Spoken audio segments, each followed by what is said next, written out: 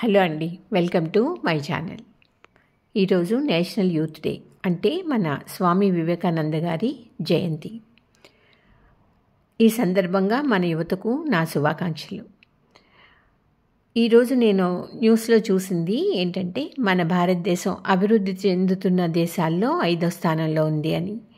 So ఇది మంచి విషయం కదా.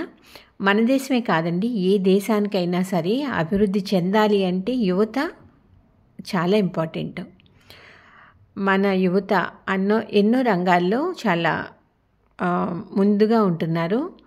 అయితే నేను ఇక్కడ ఒక 2 విషయాలు వాళ్ళతో షేర్ చేసుకుందాం అనుకుంటున్నాను. మనం ఎక్కడున్నా సరే మన భారతదేశంకున్న సంస్కృతి అత్యున్నతమైన సంస్కృతి, దాన్ని ఎక్కడున్నా మీరు మర్చిపోవద్దు.